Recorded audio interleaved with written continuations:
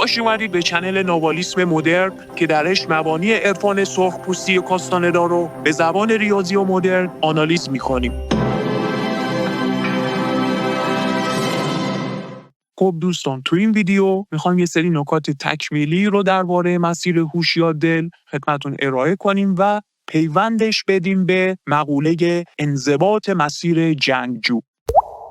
عرض به خدمتتون که ما جلسه پیش در مورد مسیر هوش براتون یه سری کلیاتی رو اومدیم مطرح کردیم. بر حسب آموزه‌های دونخوان اشاره کردیم مسیری که سرشار از چابکی، جوانی، هوشیاری، اقتدار، حالت نیکبودی، تعادل و از این دست موارد باشه. و اومدیم تعریف کردیم که مسیری مسیر هوشه که چگالی تونال درش بهینه باشه، یعنی نه چنان کم نه چنان زیاد، نه چنان کم که تونال رو فراموش بکنی و نه چنان زیاد که کلا نابال و ابرآگاهی رو فراموش کنی و دل به این واقعیت ساختگی تونال بدی و غرق در نیروهای ماتریکسی بشی.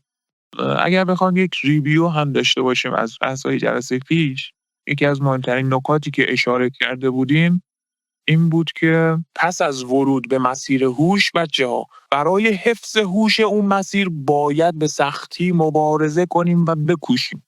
یعنی این یک چالش دائمیه. چرا؟ چون گفتیم دیگه مسیر یه چیز پیوسته است. مسیر پیوندگاه در دریای تیره آگاهی یک چیز پیوسته است. بنابراین اینطور نیستش که شما فکر بکنید پس من دیگه در مسیر هوش قرار گرفتم، تموم شد رفت. دیگه اوکی، خوشبختم، احساس خوشبختی دارم. چقدر خوبه همه چی. نه خیلی داری نیست. اتفاقا به محض ورود به مسیر هوش تازه مبارزه اصلی شکل میگیره سر حفاظت از هوش مسیر. این یک چالش دائمیه. اینو دونخوان میگه. این کلا هست همیشه. به خاصیت پیوستگی مسیر برمیگردیم. بنابراین مبارزه و کوشیدن برای حفظ هوش مسیر فرایندی نامنقطع هست. واضحه که شما وقتی که ارتعاشت میاد بالا، بیگانگان ماتریکسی اصلا منتظر فرصتن تا سر به زنگا دوباره گیرت بندازن، دوباره خلالی به آگاهیت وارد کنن، هوشتو بگیرن. مبارزه برای مسیر هوش تا خود لحظه رسیدن به کمال آگاهی ادامه داره که تمرکز سوم باشه. در عوض مسیر بدون هوش چی بود؟ یه سری خصوصیاتی داشت اگه یادتون باشه. اون برعکسه. آگاهی رو توی یک بنبستی به دام میندازه، یک سری توهماتی خلق میکنه تو رو بکشه. یعنی عین مثلا ماهیگیری، دام پهن میکنه برات. تو رو نهایتاً اونقدر پیش میبره جایی گیر میندازه که دونخوان میگه اصطلاحاً مسیر آماده است تا حتی تو رو بکشه، نابودت کنه. این در واقع برمیگرده به اون واقعیت ساختگی یا توهم ماتریکسی که از نیروی قمری نشأت میگیره.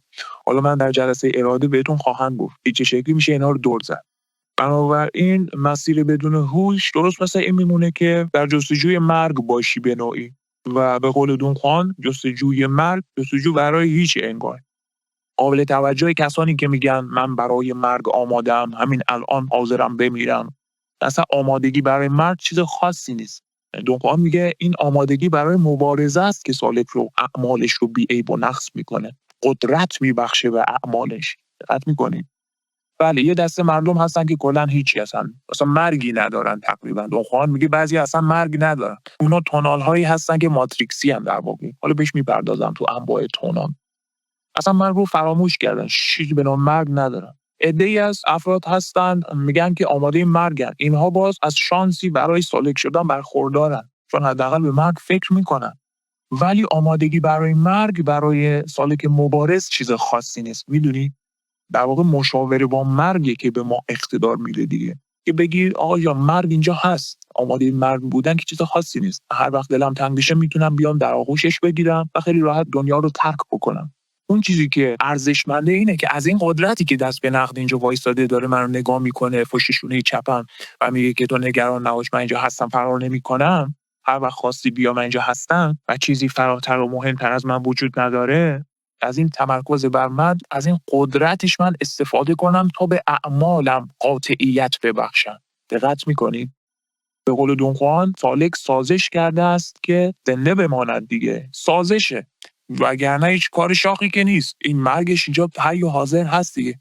الان هنر سالک چیه؟ اینه که از اقتدار این مرگی که حاضره در کنارشه استفاده کنه تا اعمال بی‌عیب و نقصی رو به نمایش بذاره. به نمایش کی بذاره؟ به نمایش آگاهی خودش. دیگه اومدیم چی گفتیم؟ خلاصه اینکه دونخوان تو این زمینه خیلی خوب توضیح داده. این اعمال اقتدار در واقع منجر میشه که شما قدرت تصمیماتت حفظ بشه، همونطور که جلسه پیش هم اشاره کردی. یعنی چی؟ یعنی انتخابات چنان هوشمندانه باشه در زندگی تونالت که گویی قرار آخرین اعمالت رو بر روی زمین انجام بدی. آخرین نبردت انگار. اینطور نباشه مثلا از چاله در بیفتی تو چاه. قدرت تصمیماتت حفظ بمونه. این از خواص مسیر هوشه ها. انتخابات رو خیلی باید تعمق داشته باشی. چرا؟ چون در مسیر زندگی تونال هرچی به سمت جلوتر میری به نوعی محدودتر میشی دیگه، به مرگ تونالت داری نزدیک میشی. حالا کار نداریم یه سری آپشن هایی هست که از یه طرف امکاناتی رو براتون فراهم میکنه، اما از نظر مسیری بخوای تصور کنید چون هرچی جلوتر میری داری محدودتر میشی. بنابراین اگر اعمال شما از اقتدار کافی برخوردار نباشه، خب واضحه که با یک تلنگر از مسیر هوش پرت میشی بیرون. بنابراین این رو هم مد نظر داشته باشید. اینکه دونخوان میگه حفظ قدرت تصمیمات از خصوصیات مسیر هوشی به نوعی اینه که شما انتخاب‌های زندگیت هوشمندانه باشه که چی میخوام چی نمیخوام و راحت بتونی تفکیک کنی کدوم یکی باید باشه و کدوم یکی باید نادیده گرفته بشه. بنابراین هرچی جلوتر میری اتفاقا دقتت باید فراتر بره، باید افزایش پیدا کنه. اینطوری هستش که قدرت تصمیم گیریات حفظ میشه. یعنی تو عمل انجام شده قرار نمیگیری میگه مثلا من ناچار شدم فلان بکنم. این اصلا نشون میده که مسیر شما هوش نداره. یعنی یک عامل خارجی مجبور کرده شما رو، وادار کرده یک چون این کاری رو مثلا انجام بدی. نیست دیگه، این از خصوصیات مسیر هوش نیست. یا مثلا توی دام دوری ماتریکسی گرفتار میشی. اینطور نباشه که مثلا بگی ناچار شدم، یکی پس از دیگری بگی ناگزیر بودم فلان. این یعنی که تو قدرت تصمیماتت رو از دست دادی. به اصطلاح همین قضیه در دسترس نبودن هم یه دوستمون اشاره کرد. این استراتژی خیلی مهمه، باعث میشه که شما بتونید مصممتر عمل بکنید، وگرنه در دسترس بودن آگاهی شما رو فقط شلوغ پلوغ میکنه. اینکه ندونی کدوم یکی رو بگیری، اصلا تو عمل انجام شده قرار بگیری، افسار اعمالت از دست در بره، شرایط از کنترلت خارج بشه، از آن تاختن گوز و ریدن به راه، نه نام و نه عز و نه جاه و نه گاه. اینطوری نباشه که اتفاق بیفته. دقت میکنید اینه که چارچوب آگاهی خودتو بتونی حفظ کنی. بنابراین متوجه باشی انتخاب‌های یک سالک باید هوشمندانه باشه، چرا که در غیر این صورت چیزی جز محدودیت نداره. هرچی شما پیش میری محدودتر میشی. این بحث کلی جلسه قبل بود که من خواستم یک ریویوی اجمالی داشته باشم. اما ارتباط مسیر هوش با انضباط چیه؟ یه خورده بریم به سمت انضباط. بچه‌ها دونخوان توضیح میده که رابطه مسیر هوش با انضباط رو اینطوری میگه برای دانستن و درک مسیری که دل دارد یا هوش دارد باید وضوحی داشته باشی که از یک زندگی منضبط حاصل میشود. این همون وضوحی که من اشاره کردم، دوستمونم اشاره کرد. یعنی دیگه تو در یک منگنه یا مضیقه یا در تنگنا قرار نمیگیری برای تصمیماتت. حالا تو بحث پیوند با روح هم خواهم گفت که چه عواملی از اون طریق دخیل هستن که ما انقدر تردید میکنیم گاهی در تصمیم گیری هامون. باید چنان وضوحی داشته باشی که از یک زندگی منضبط حاصل میشه. پس دقت کردین ارتباط هوش با انضباط رو وقتی که بر حسب انضباط شما تو زندگیتون به انسجام میرسین، اون موقع میفهمین که هر مسیری بچه‌ها صرفا یک مسیره و هیچ رجحان و برتری نسبت به مسیر دیگری نداره جز اینکه قلب شما، هوش ناب شما، آگاهی شخصی شما، اراده شما بهتون فرمان میده که انتخابش کنید. همین. درست؟ باز مثال بزنم، حرفی که دونخوان زده. کارلوس اینجا میپرسه خب اگر این مسیر فقط یه مسیره و هیچ رجحان و برتری نداره، خب من اصلا میگیرم خودم میکشم، میتونم مرگم رو انتخاب کنم دیگه. دونخوان میگه اتفاقا بعضی از اهل معرفت چون این کاری میکنن. اگر مرگ در تقدیرشون باشه خیلی راحت هم میپذیرم. بعد کارلوس میپرسه خب تو چرا این کارو نمیکنی؟ میگه من مسیری رو انتخاب میکنم که برای من هوش داشته باشه. من آگاهانه انتخاب میکنم که بخندم. برای من قدرت تولید میکنه، شادابی تولید میکنه، هوشیاری تولید میکنه. از خصوصیات مسیر هوش جستجوی مرگ برای من هوش نداره. اشاره میکنه به مرگ عرفا و اینا. در واقع میخواد به نوعی فلش بک بزنه به مقوله مرگ ارادی. میگه اصلا ما از مرگ عبور کردیم. اونایی که میگن آقا من عاشق مرگم، نه، من خودم اصلا یه زمانی تو این فاز بودم، زمانی که غرق اشعار خیامی و اینا مثلا بودم. خب بعد فهمیدم که عملا چیز خاصی نیست دیگه. این یعنی چی؟ خب مثلا که چی بشه؟ و جلسه پیش بود بگمونم اشاره کردم خدمتتون که شما بایستی عبور کنید، از هر چیزی باید عبور کنید، منتها کلیدش آگاهیه.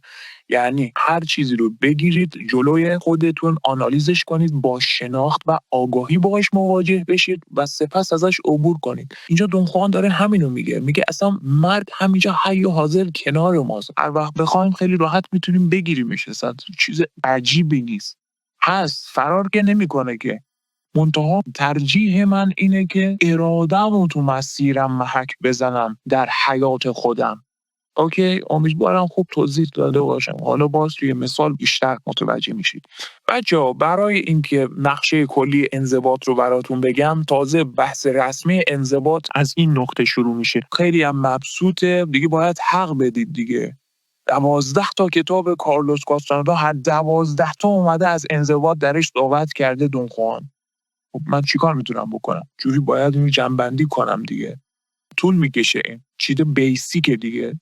و توی هر کدوم از کتاب‌های کارلوس کاستاندا دونخوان به یک وجه انضباط پرداخته که حالا من دونه دونه بهش میپردازم. بچه‌ها یه مثلثی رسم کنید. اسم این مثلث رو بذارید مثلث انرژی، چیزی که قرار ارتعاش شما رو حفظ بکنه.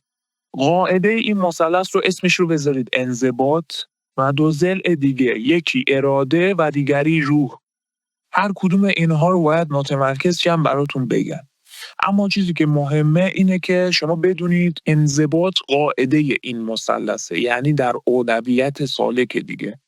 نکته دوم اینه که هر سه ضلع این مثلث به موازات هم پیش میرن.